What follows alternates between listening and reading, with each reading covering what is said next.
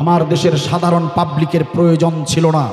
আমার দেশের নামাজি হাজি আর ইমাম সাহেবরা এরা যদি এই দিন কায়েমের আন্দোলনটা কত গুরুত্বপূর্ণ আমল এটা যদি জানতো, আমার এই দেশ অনেক আগেই ইসলামী রাষ্ট্রে পরিণত হয়ে যেত। আজ আমার দেশের হক্কানি আলেমদের গায়ে হাত তোলা হয়। এই নামাজি আর হাজিরা যদি দিন কায়েমের আন্দোলনটা যদি বুঝতে পারতো, এদেশের জালিম মুনাফিকরা আলেমদের গায়ে হাত তোলা তো দূরের কথা, আলেমদের পায়ের জুতা লাগিয়ে তাদেরকে এই দেশে থাকতে হতো, জুতার ফিতা লাগিয়ে দেশে তাদেরকে থাকতে হতো। তাছাড়া এদেশে তাদের থাকার কোনো সুযোগ হতো না। কথা বলেন ঠিক কিনা? আজকে যারা আলেমদের পায়ের জুতা লাগানোর যোগ্যতা রাখে না, আজকে তারা আলেমদের গায়ে হাত তুলেছে, তারা আলেমদের সঙ্গে বেয়াদবি করেছে। বিশ্বাস করেন আমার ভাইয়েরা, সময় থাকতে সচেতন হন। আমার আল্লাহর ভাষা মোমেন হলো তারা, দিন কায়েমের আন্দোলন করে যারা। আপনি যদি প্রধানমন্ত্রী হন আর আপনার গন্তব্য যদি জান্নাত হয়, আমি আব্দুল বারী আমার দায়িত্ববোধ থেকে বলে যাচ্ছি, আপনি যত প্রভাবশালী ব্যক্তি হন, আপনি যদি জান্নাতে যেতে চান, ওয়াল্লাহি আল্লাহর কসম করে বলছি, দিন কায়েমের আন্দোলন আপনাকে করতেই হবে। দিন কায়েমের আন্দোলন যদি আপনি না করে মরেন, আপনি যত বড় প্রভাবশালী ক্ষমতাধর লোক হন না কেন, মরতে দেরি হবে, জাহান্নামে যেতে দেরি হবে না। আপনি চেয়ারম্যান হতে পারেন, আপনি মেম্বার হতে পারেন, মন্ত্রী হতে পারেন, আপনি এমপি হতে পারেন, আপনি ডিসি হতে পারেন, আপনি ওসি হতে পারেন, আপনি এসপি হতে পারেন। ইসলামী আন্দোলন আপনাকে করতেই হবে, কারণ ইসলামী আন্দোলনকে আল্লাহ ফরজ করেছেন। দিন কায়েমের আন্দোলনে শামিল হতেই হবে। যদি দিন কায়েমের আন্দোলনে শামিল না হন, আল্লাহর কাছে আপনি মুমিনই নন। আর যদি আপনি মুমিন না হন, আল্লাহ আপনাকে কষ্টিন কালেও জান্নাতে প্রবেশ করাবে না। কথা বলেন ঠিক কিনা? সুতরাং যারা জান্নাতে যেতে চান, দিন কায়েমের আন্দোলন করুন।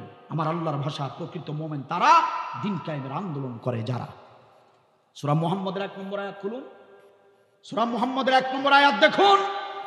ওয়াল্লাযিনা কাফারু, আল্লাযিনা কাফারু ওয়া সাদ্দু আন সাবিলিল্লাহ, সাদ্দু আন সাবিলিল্লাহ, যারা ইসলামী আন্দোলনের বিরোধিতা করে, ইসলামী আন্দোলনের কাজে যারা বাধা দেয়, আদাল্লা আমালাহুম, আদাল্লা আমালাহুম, আমি আল্লাহ তাদের সমস্ত আমল বরবাদ করে দেই। নাউজুবিল্লাহ। বলো, আল্লাহর কথা হাদিস বলি নয়, কোরআন থেকে বলছি। হাদিসের ভিতরে জাল হাদিস আছে, নাই নাই নাই, হাদিসের ভিতরে ভুল থাকতে পারে, আল্লাহর কোরআনে কোনো ভুল নাই। আমার আল্লাহর বক্তব্য, সাদ্দু আন সাবিলিল্লাহ, দিন কায়েমের আন্দোলনে যারা বাধা দিয়েছে, আদাল্লা আমালাহুম, তাদের আমল সব বরবাদ, ধ্বংস করে দেই আমি। তাহলে ভালো করে স্পষ্ট করে জানুন, ভালো করে স্পষ্ট করে শুনুন। আপনারা যারা এখানে নামাজি আছেন, ভেবে দেখুন তো ইসলামী আন্দোলনের বিরোধী কিনা আপনি। যদি আপনি ইসলামী আন্দোলনের বিরোধী হন, আজ এই মুহূর্তে তওবা করুন। তওবা কাউকে জানিয়ে করতে হয় না, আল্লাহর কাছে মনে মনে তওবা করুন। আজ থেকে ইসলামী আন্দোলনের সহযোগী হয়ে যান, জান্নাত কপালে জুটবে। আর যদি আপনি ইসলামী আন্দোলনের বিরোধিতা করেন, আপনার নামাজ, রোজা, হজ, যাকাত, দান, সদাকা, পিতামাতার সেবা, প্রতিবেশীর হক, সংসার পরিবারের ফ্যামিলির হক, এরপরে আত্মীয়তার হক, যত আমলই আপনি করেন না কেন, আদাল্লা আমালাহুম, আল্লাহর ভাষা হচ্ছে তোমার সমস্ত আমল বরবাদ করে দেওয়া হবে।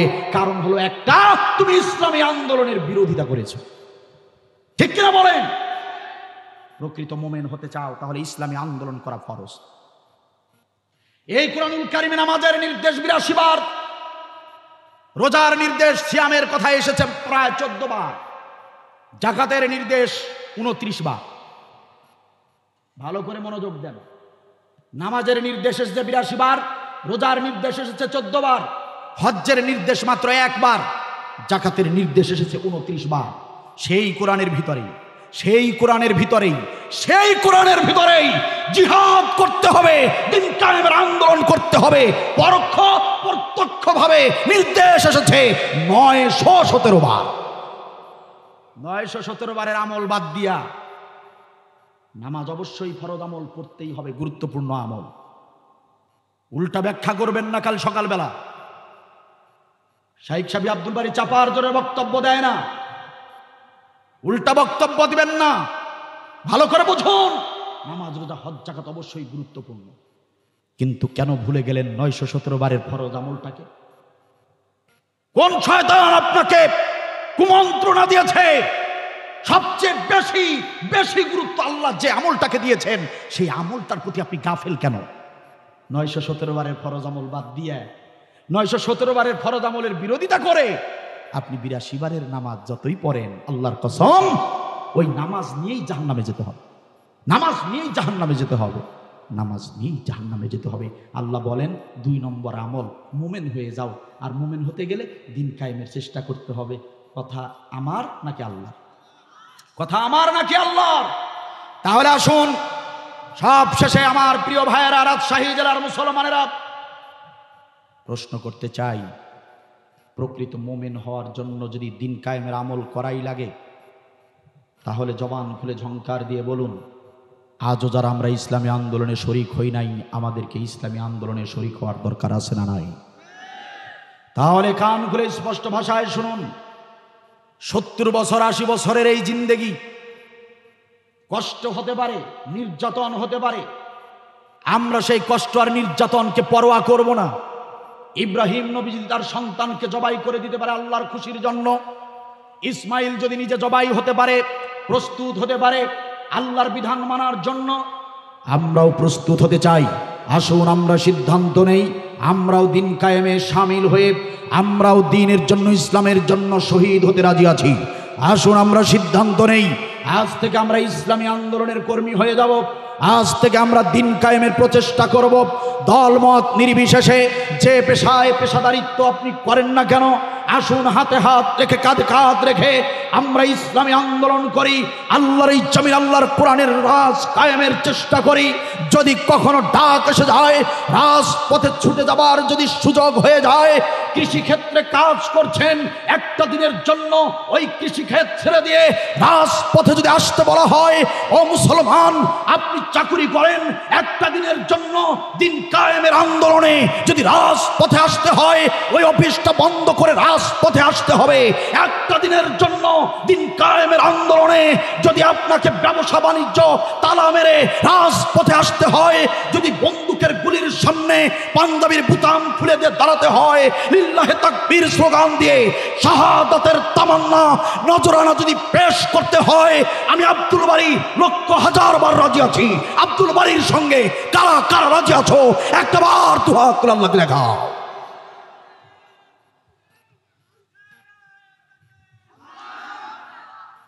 মাশাআল্লাহ, জাযাকাল্লাহ, আল্লাহ কবুল করুন। বলেন আমিন, বলেন আমিন। আমি আপনাদের দোয়ায় কয়েকবার জেল খেটেছি।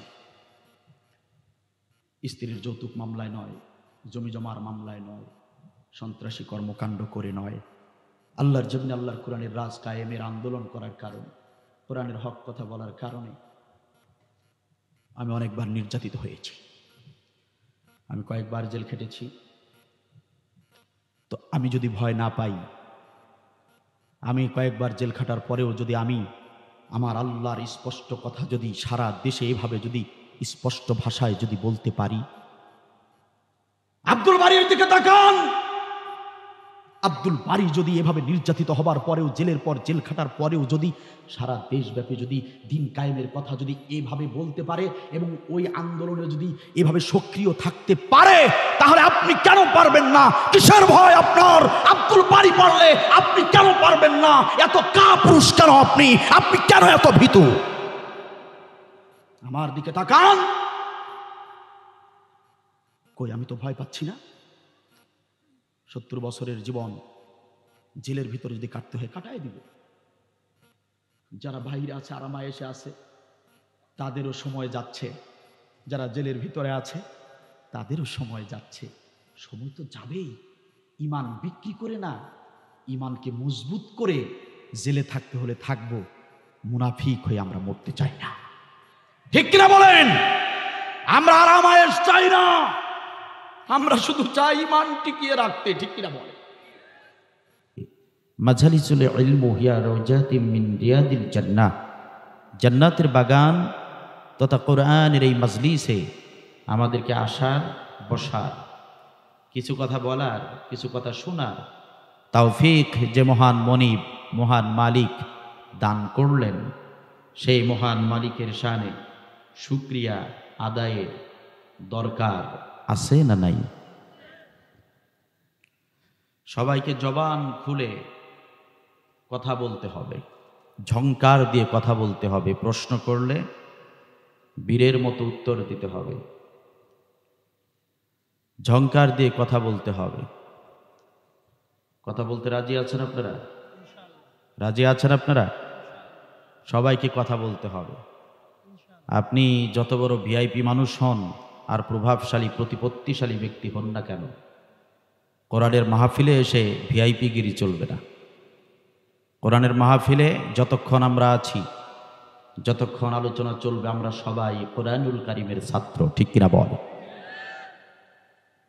তো যদি প্রশ্ন করলে জবাব দিতে যদি লজ্জা লাগে, যদি শরম লাগে প্রশ্নের উত্তর দিতে, যে আমি এত বড় ভিআইপি মানুষ, বক্তার কথার জবাব দিতে হবে, সুবহানাল্লাহ বলতে হবে, ঠিক বেঠিক বলতে হবে, এরকম কথা বলতে যদি আত্মসম্মানে লাগে, তাহলে বুঝতে হবে আপনি বেয়াদব ছাত্র।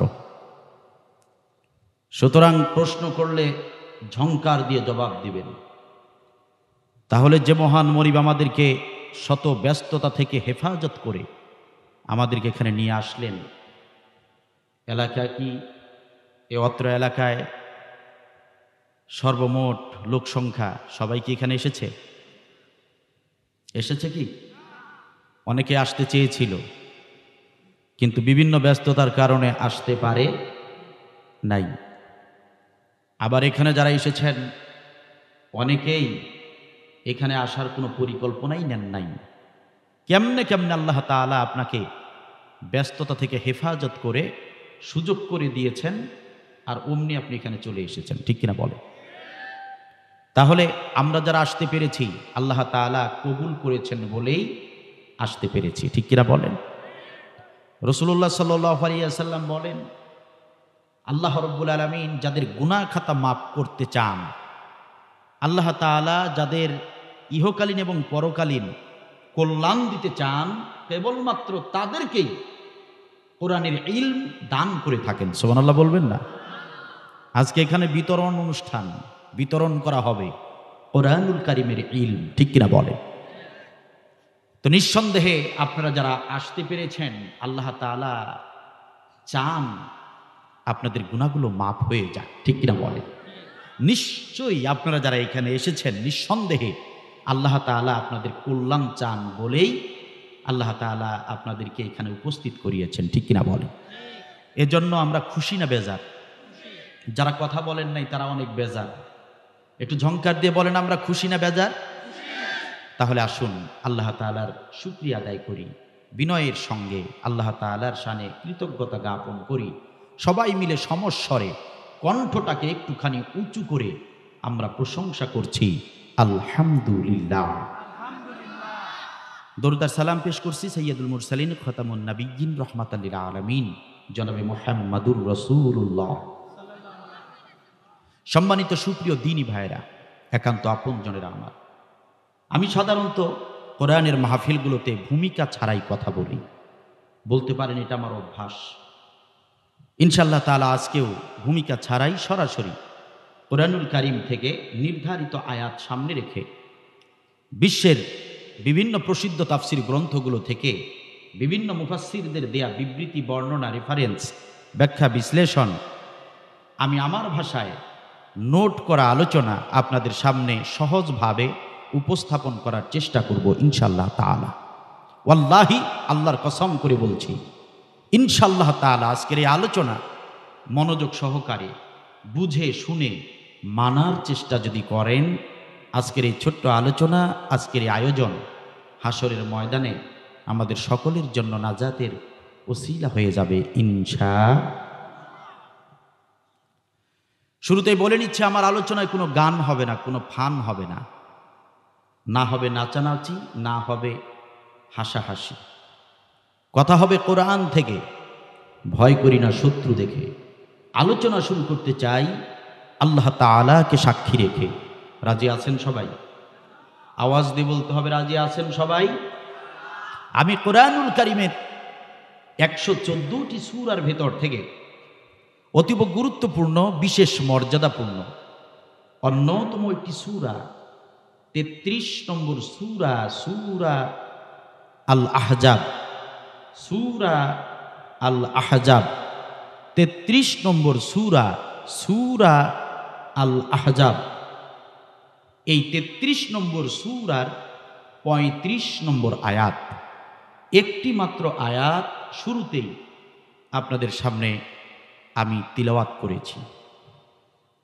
এই আয়াতকে সামনে রেখে ইনশাআল্লাহ তাআলা জাতির এই দুর্দিনে, মুসলিম জাতির এই সংকটাপন্ন মুহূর্তে মৌলিক কিছু কথা, জাতির এই দুর্দিন থেকে উত্তরণের মূল পথ, আসল পথ, মুক্তির পথ কিভাবে পেতে পারি, ইনশাআল্লাহ তাআলা এই আয়াতকে সামনে রেখে আলোচনা করার চেষ্টা করব।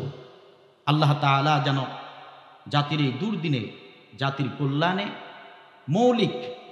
মূল কিছু কথা আল্লাহ তাআলা যেন পেশ করার তৌফিক দেন। বলেন আমিন। আর একটু জোরে বলেন আল্লাহুম্মা আমিন। সম্মানিত ভাইরা, 33 নম্বর সূরার 35 নম্বর আয়াত নাজিল হয়েছে মদিনায়। নাজিল হয়েছে, সূরার নাম হচ্ছে সূরা, বলেন আমি তো 3-4 বার বললাম সূরার নামটা। কয় নম্বর সূরা? কি ডান পাশের ভাইরা কথা বলছেন না কেন? কয় নম্বর সূরা? 33 নম্বর সূরা। কয় নম্বর আয়াত? 35 নম্বর আয়াত। এটা মুখস্থ রাখতে হবে কেন? আগামীকাল সকালে অথবা আগামীকাল যে সময় আপনারা অবসর হবেন, ফ্রি হবেন, সে সময় বাড়িতে যে কোরআনুল কারীম রয়েছে, তরজমা গ্রন্থ রয়েছে, সেটা বের করে আপনারা একবার চেক দিবেন, যা গত রাতে যে হুজুর আলোচনা করলো, আয়াতটা সূরাটা ঠিক আছে কিনা, অর্থটা ঠিক আছে কিনা, নাকি আবার বানিয়ে হুজুর কথা বলে গেল, এসব চেক দেওয়ার দরকার আছে না নাই? আরে জোরে বলেন না, দরকার আছে না নাই? 33 নম্বর সূরা 35 নম্বর আয়াত।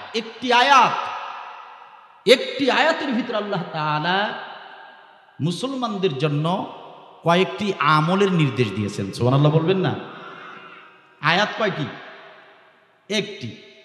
আল্লাহ তাআলা বলেছেন এই একটি আয়াতে, এই 35 নম্বর আয়াতে আমি আল্লাহ রাব্বুল আলামিন যে আমলগুলোর নির্দেশ দিলাম, এই আমলগুলো যদি তোমরা পৃথিবীর জমিনে পালন করতে পারো, তাহলে তোমাদের জন্য সুসংবাদ হচ্ছে আমি আল্লাহর ওয়াদা। কার ওয়াদা? আমি আল্লাহ ওয়াদা করছি যে এই আমলগুলো যদি তোমরা করো, তাহলে তোমাদের তামাম জিন্দেগির গুনাহ খাতা আমি আল্লাহ মাফ করে দেব। তামাম জিন্দেগির গুনাহ মাফ হয়ে যাবে। এই একটি আয়াতের মাত্র কয়েকটি বিশেষ আমল। আল্লাহ রাব্বুল আলামিন বলেন, বান্দা শোনো, শুধু তাই নয়, শুধু গুনাহ মাফ করব না, আরো সুখবর আছে। কি সুখবর? যে তোমাদেরকে আমি শুধু গুনাহ মাফ করব না, আমি তোমাদেরকে শ্রেষ্ঠ প্রতিদান দিব। সুবহানাল্লাহ বলেন। শ্রেষ্ঠ প্রতিদানের নাম হচ্ছে জান্নাতুল ফেরদাউস। এই আমল যারা করবে, গুনাহ মাফ হবে এবং মৃত্যুর পর হাসরের দিন আল্লাহ তাআলা তাদেরকে জান্নাতের মালিক বানিয়ে দিবেন। সুবহানাল্লাহ বলবেন না?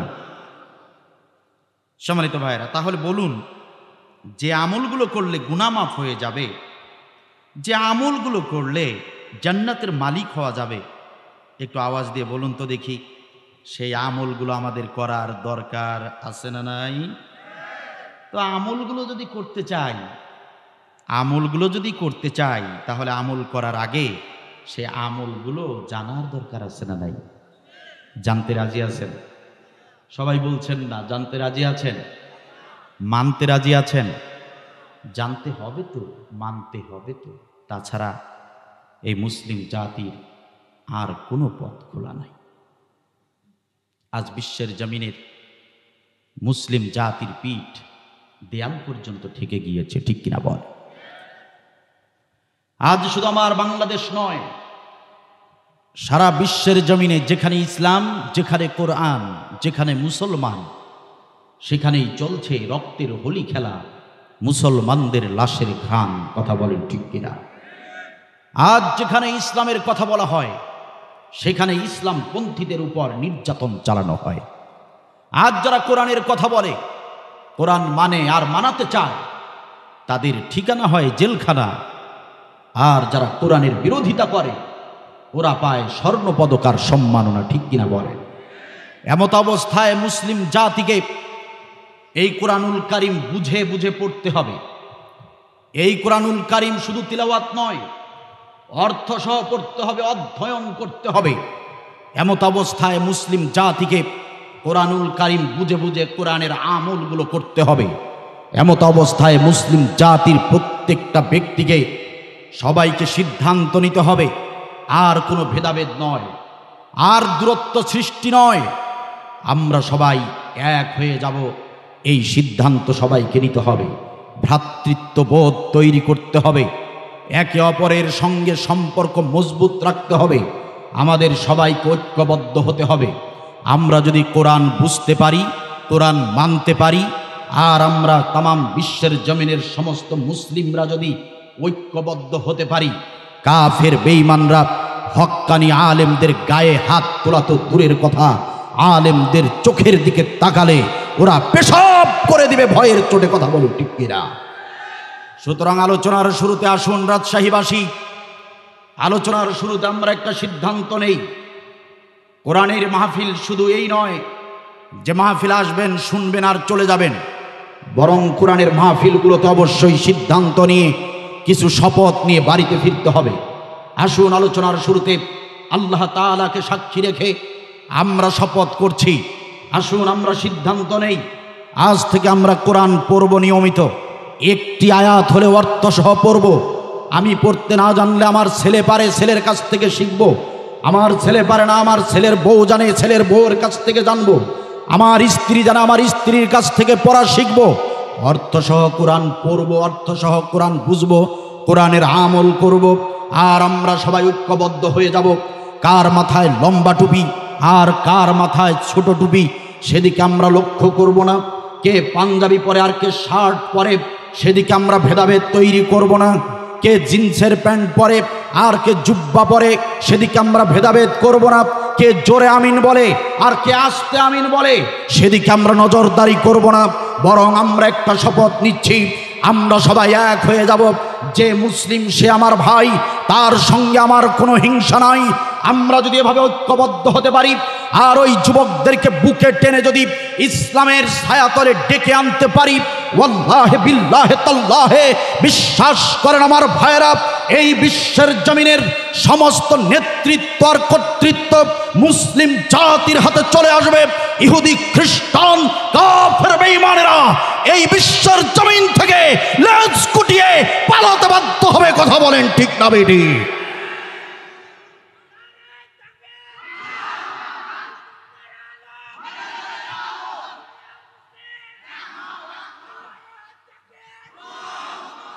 মাশাআল্লাহ, জাযাকাল্লাহ, আল্লাহ কবুল করুন, বলেন আমিন।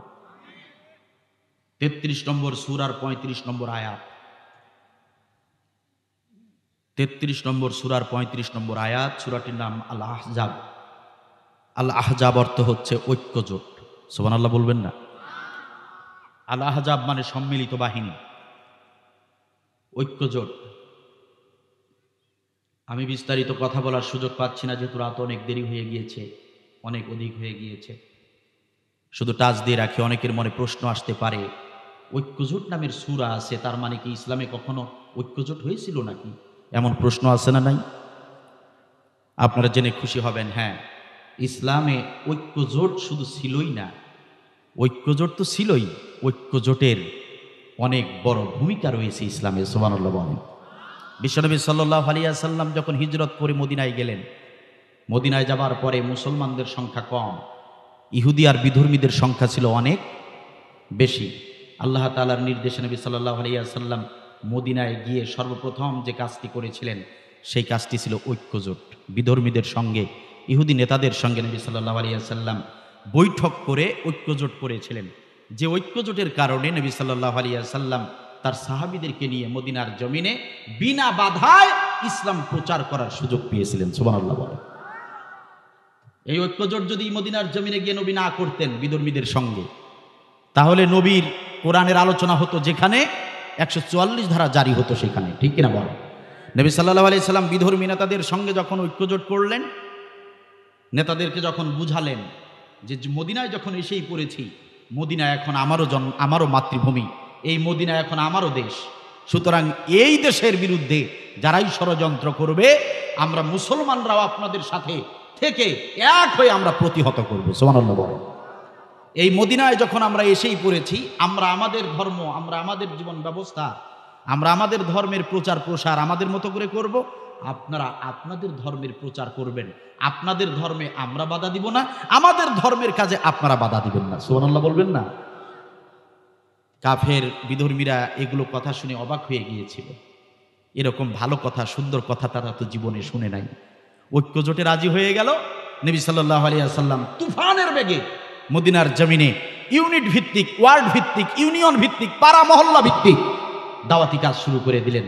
সাহাবীদেরকে আর বসিয়ে রাখলেন না, বিভিন্ন জায়গায় পাড়া মহল্লায় কোরআনের দাওয়াতি কাজ শুরু হয়ে গেল। অল্প কিছুদিনের মধ্যে মদিনার জমিনে মুসলমানদের সংখ্যা বেড়ে গেল, বিধর্মীদের সংখ্যা কমে গেল। সুবহানাল্লাহ বলবেন না? সম্মানিত ভাইয়েরা, এই জন্য এই সূরার নাম হচ্ছে ঐক্যজোট, সম্মিলিত বাহিনী। আসুন আমরা আল্লাহর ভাষায় একটু শুনে নেই।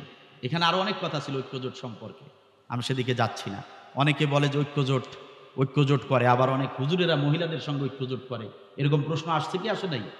এগুলো নিয়ে অনেক কথা ছিল। সম্মানিত ভাইয়েরা, একান্ত আপনজনেরা, নারী নেতৃত্ব হারাম, কিন্তু নারী ঐক্যজোট হারাম নয়। কথা বুঝতে হবে। নারী নেতৃত্ব হারাম, কিন্তু ঐক্যজোট করা হারাম নয়। কেন হারাম নয়? নবী সাল্লাল্লাহু আলাইহি ওয়াসাল্লাম বিধর্মীর সঙ্গে, কার সঙ্গে? আরে কাফের বেঈমানদের সঙ্গে ঐক্যজোট করেছিলেন। ঐক্যজোট মানে নেতৃত্ব দেওয়া নয়। কথা কি বোঝা যায়? তাহলে নবী সাল্লাল্লাহু আলাইহি ওয়াসাল্লাম কাফেরদের সঙ্গে ঐক্যজোট করতে পারলে মুসলিম নারী, কাফের নারী না, মুসলিম নারী, তার সঙ্গে ঐক্যজোট করার জায়েজ আছে না নাই? সম্মানিত ভাইয়েরা, একান্ত আপনজনেরা, জোট এক জিনিস, নেতৃত্ব আরেক জিনিস। জোট হচ্ছে আপনি আমি যা কিছু করব পরামর্শ করে যেটা ভালো হয় সেটাই করব, একে অপরকে সাপোর্ট দিব। আর নেতৃত্ব মানে কি জানেন? আমার কথা মতো আপনাকে চলতে হবে, আপনার পরিবারের সবাইকে চলতে হবে। কথা কি বোঝা যায়?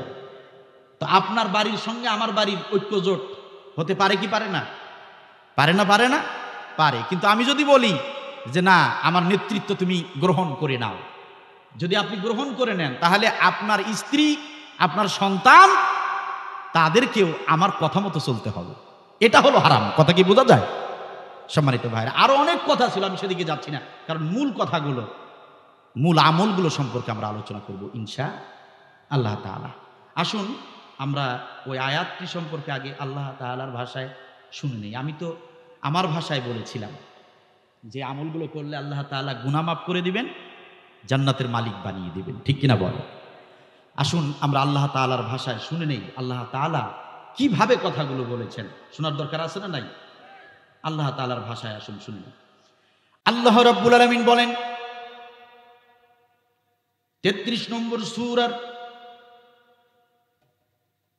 এই 35 নম্বর আয়াতের ভিতরে আমি আল্লাহ রাব্বুল আলামিন যে আমলগুলোর নির্দেশ দিলাম, এই আমলগুলো যদি পৃথিবীর জমিনে কোনো বান্দা বান্দি পালন করতে পারে, পৃথিবীর এই জমিনে এই আমলগুলো যারা করবে, আমি আল্লাহ রাব্বুল আলামিন তাদের জন্য সুসংবাদ দিলাম, তাদের জন্য আমি পুরস্কার ঘোষণা করলাম। আল্লাহ রাব্বুল আলামিন বলেন আ'আদাল্লাহু লাহুম মাগফিরাতাও ওয়া আজরান আযীমা। আল্লাহু আকবার। আল্লাহ তাআলা বললেন আ'আদাল্লাহ, এটা সাধারণ কোনো ঘোষণা নয়। আ'আদাল্লাহ, আল্লাহর ওয়াদা। আমি আল্লাহর ওয়াদা হলো লাহুম মাগফিরা, আমি আল্লাহ তাআলা তোমাদের এই গুনাহগুলো মাফ করে দেব। সুবহানাল্লাহ বলে। ও আমার বান্দা বান্দি, আমলগুলো যদি করো তোমাদের গুনাহ খাতা মাফ করে দেব। শুধু কি তাই নাকি? ওয়া আজরান আযীমা, শুধু গুনাহ খাতাই মাফ করব না, শ্রেষ্ঠ প্রতিদান দেব, শ্রেষ্ঠ পুরস্কারে তোমাদেরকে পুরস্কৃত করব।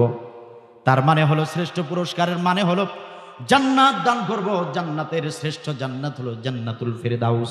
যারা এই আমলগুলো করবে গুনাহ খাতা মাফ হয়ে যাবে, জান্নাতুল ফেরদাউসের মালিক হয়ে যাবে। চিল্লায় বলেন সুবহানাল্লাহ। কথা আমার নাকি আল্লাহ? কথা আমার নাকি আল্লাহ?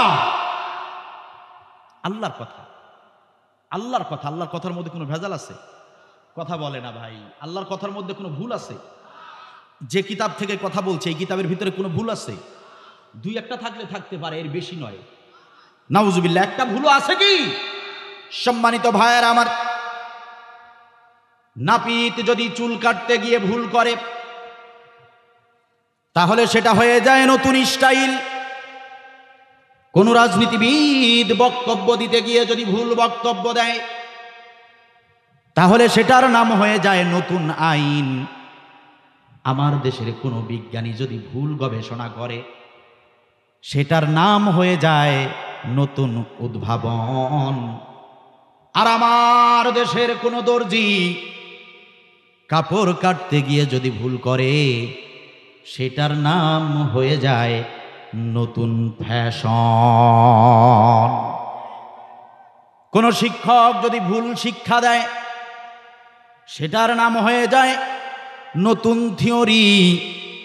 আর আমার দেশের কোনো হক্কানি আলেম সামান্য কোনো ভুল করলে আমার জাতির লোকেরা বলে সেটা নাকি চরম ভণ্ডামি। এজন্য আল্লাহ রাব্বুল আলামিন এমন একটি কিতাব নাজিল করেছেন যে কিতাব থেকে আলেমরা দাওয়াতি কাজ করবে, যে কিতাব খুলে খুলে আলেমরা মানুষদেরকে জান্নাতের পথে ডাকবে, আল্লাহর পথে ডাকবে। আলেমরা যে কিতাব খুলে খুলে সাধারণ মানুষদেরকে কোরআনের পথে ডাকবে, ইসলামের পথে ডাকবে, এমন একটি কিতাব আল্লাহ রাব্বুল আলামিন দান করেছেন, নাজিল করেছেন, যে কিতাবের ভিতরে কোন রকমের কোন ধরনের ভুল নাই। কথা বলেন ঠিক কিনা? লা রাইবা ফি হুদাল লিল মুত্তাকিন। এমন একটি কিতাব যে কিতাবের ভিতরে ভুল নাই। ভুল তো নাই, ভুল হবার মতো সন্দেহের অবকাশ পর্যন্ত নাই। চিল্লায় বলেন সুবহানাল্লাহ। তাহলে নির্ভুল কিতাবের কথা, আল্লাহ তাআলার কথা। এই আমলগুলো করো, লাহুম মাগফিরা, তোমাদেরকে ক্ষমা করে দেওয়া হবে, গুনাহ খাতা মাফ করে দেওয়া হবে, ওয়া আজরুন আযীমা, জান্নাতের মালিক বানিয়ে দেওয়া হবে। সুবহানাল্লাহ বলবেন না? আপনাদের খারাপ লাগছে মনে হয়। খারাপ লাগতে পারে, আমার আলোচনায় কোনো গান হবে না, কোনো ফান হবে না। কোরআনের মাহফিলগুলো এগুলো বিনোদনের জায়গা নয়, এগুলো হাসি তামাশার কোনো কনসার্ট নয়। মজা নেওয়ার জন্য এখানে আপনারা নিশ্চয়ই আসেন নাই। এখানে এসেছেন কোরআনুল কারীম থেকে প্রয়োজনীয় কিছু কথা শোনার জন্য, ঠিক কিনা বলে? আমরা বিপদে আছি, আমরা খুব খারাপ অবস্থায় আছি। কোরআন থেকে উত্তরণের যদি কোনো পথ খুঁজে পাওয়া যায়, কিছু আমল করে আমরা যদি আমাদের কপাল, আমরা আমাদের নসিব যদি কল্যাণের পথে নিয়ে যেতে পারি, এই নিয়তেই তো আমরা এসেছি, ঠিক কিনা বলে? তাহলে যারা এই নিয়তে এসেছেন যে কোরআন থেকে প্রয়োজনীয় কথা শুনবেন, তাদের কাছে আজকের আলোচনা খুবই ভালো লাগবে। তাদের হৃদয়, তাদের অন্তর ঈমানে পরিপূর্ণ হয়ে যাবে ইনশাআল্লাহ। আর যাদের হৃদয়ের ভিতরে মুনাফিকি রয়েছে, ওয়াল্লাহি আল্লাহর কসম করে বলছি, আজকের এই আলোচনা তাদের কিছুতেই ভালো লাগবে না, মোটেও ভালো লাগবে না। বরং যারা মুনাফিক হৃদয়ের অধিকারী, আজকের আলোচনা শুনলে তাদের হৃদয়, তাদের অন্তর, তাদের শরীর জ্বলে পুড়ে ভস্ম হয়ে যাবে। কথা বলেন ঠিক কিনা? এই আলোচনা সবার সহ্য হবে না, কারণ আলোচনা হবে কঠিন থেকে কঠিনতর। যে আমলগুলোর কথা আল্লাহ এখানে বলেছেন,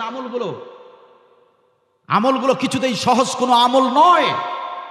আমলগুলো কঠিন থেকে কঠিনতর, তিক্ত থেকে তিক্তকর। এই আমলগুলো শুনে বুঝে মানতে হবে। যদি আমরা পারি তবেই ইনশাআল্লাহ তাআলা আমরা একদিন বিজয় অর্জন করব, তাতে কোনো সন্দেহ নাই। আর যদি আমরা এই তিক্তকর কঠিনতর আমলগুলো শুনে বুঝে যদি মানতে না পারি, বিশ্বাস করেন মুসলমানদের অবস্থা এখানেই শেষ নয়। সামনে এমন সময় আসতে পারে মুসলমানদের অস্তিত্ব পৃথিবীর জমিনে খুঁজে পাওয়া যাবে না। আজ ফিলিস্তিনের জমিনে যাদেরকে দেখছেন, তারা কোনোভাবেই কোনো দিক থেকে আমাদের থেকে খাটো ছিল না। ফিলিস্তিনের জমিনের যে ভাইদেরকে আপনারা দেখছেন, যাদেরকে পাখির মতো গুলি করে হত্যা করা হচ্ছে, বোম্পিং করে যাদেরকে মেরে ফেলা হচ্ছে, তারা আপনার আমার মতো ফকির ছিল না। তারা এক একজন প্রভাবশালী ধনাঢ্য ব্যক্তি ছিল, ঠিক কিনা বলে?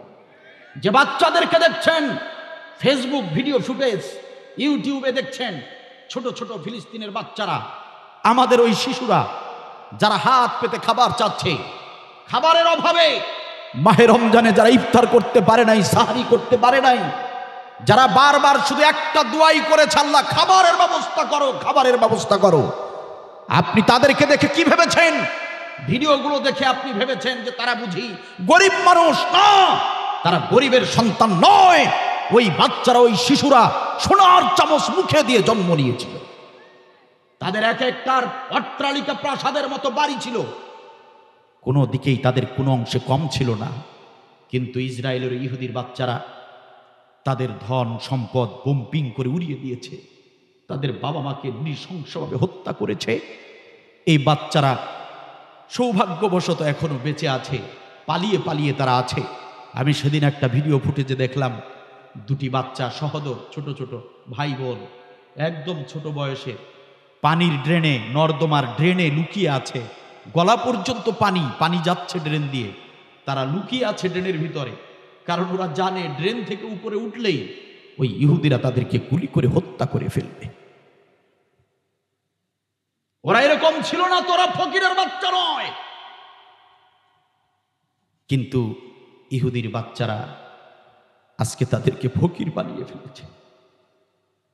সঠিক সময়ে যদি সঠিক পদক্ষেপ নিতে না পারেন, আপনি আপনার সন্তানের জন্য হাড় ভাঙ্গা পরিশ্রম করে যে সম্পদ অর্জন করছেন,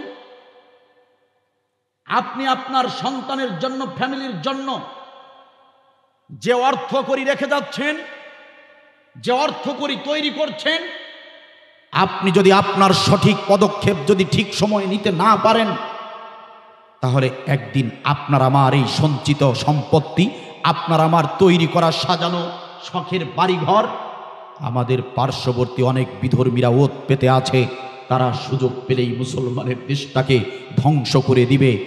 বিশ্বাস করেন আমার ভাইরা, আমার বাংলাদেশ কিছুতেই নিরাপদ নয়।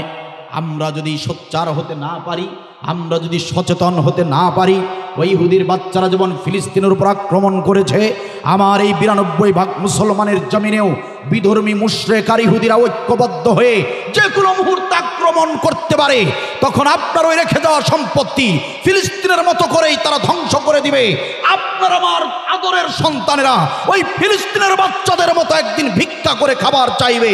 সুতরাং বাংলার মুসলমানেরা সময় থাকতে প্রতিজ্ঞাবদ্ধ হও, সময় থাকতে সচেতন হও, নয়তো বাংলার জমিনকেও ওরা একদিন ধূলিসাৎ করে দিবে। সময় থাকতে কোরআন শুনুন। কোরআন ছাড়া মুসলিম জাতির উত্তরণের আর কোনো পথ নাই। কোনো পীর সাহেবের সমাধান দিতে পারবে না, কোনো মৌলবী এই সমাধান দিতে পারবে না, কোনো নেতা নেত্রী আমাদের এই মুসলমানদের সংকটের এই সমাধান কেউ দিতে পারবে না। সমাধান শুধু দিতে পারে পবিত্র কুরআনুল কারীম। কথা বলেন ঠিক কিনা? সুতরাং মজা নিতে যারা এসেছেন, যারা আজকের এই মাহফিলে মজা নেবার জন্য এসেছেন, ভদ্রতার সঙ্গে বিনয়ের সঙ্গে বলছে, উঠে চলে যান। আপনার জন্য এই আয়োজন নয়। আর যারা নিজেদের চরিত্র সংশোধনের জন্য এসেছেন, নিজেদের ইতিহাস ঐতিহ্যকে সুদৃঢ় করার জন্য যারা এসেছেন, যারা উত্তরণের জন্য, কল্যাণের জন্য কোরআনুল কারীম থেকে প্রয়োজনীয় কথা শুনতে এসেছেন, মনোযোগ দিয়ে শুনেন। খুব অল্প সময় কথা বলবো, মৌলিক কথা বলবো ইনশাআল্লাহ তাআলা। কষ্ট হবে আপনাদের, খারাপ লাগছে আপনাদের?